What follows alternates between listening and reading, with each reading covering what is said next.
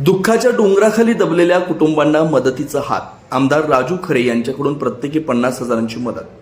प्रज्ञा आणि स्नेहलच्या कुटुंबासाठी धावले आमदार राजू खरे. 50,000च्या मदतीसह पैलवान नितीन निळेंचाही खारीचा वाटा.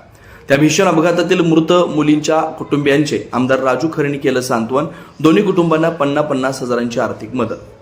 शब्द अपुरे पण आधार मोठा. आमदार राजू खरेंकडून शोकाकुल कुटुंबियांना प्रत्येकी 50,000 रुपयांची तात्काळ मदत. पैलवान नितीन निळे यांच्यातर्फे 11,000 रुपयांची मदत. माणुसकीचं नातं जपत भीषण अपघातात आपल्या पोटच्या मुली गमावलेल्या कोकाटे आणि वाघमोडे कुटुंबियांच्या सांत्वनासाठी आमदार राजू खरे आणि पैलवान नितीन निळे धावून आले.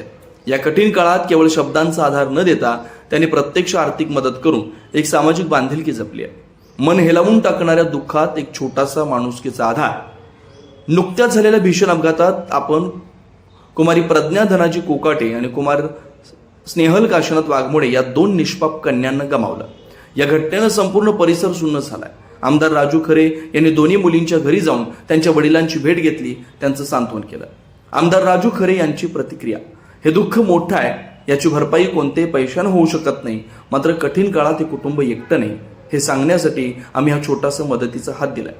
शब्दांनी हे दुःख कमी होणार नाही, परंतु या कठीण काळात कुटुंबियांना आधार मिळावा या हेतूनं आमदार राजू खरे यांच्याकडून दोन्ही कुटुंबांना प्रत्येकी 50,000 एकूण 1 लाख रुपये, पैलवान नितीन निळे यांच्याकडून दोन्ही कुटुंबांना प्रत्येकी 11,000 रुपयांची आर्थिक मदत सुपूर्द करण्यात आली.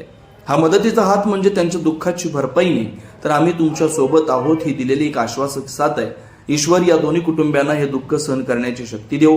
दुःखात असलेल्या सामान्य कुटुंबाच्या पाठीशी उभे राहिल्याबद्दल आमदार राजू खरे आणि पैलवान नितीन निळे यांचं सर्वत्र कौतुक होत आहे.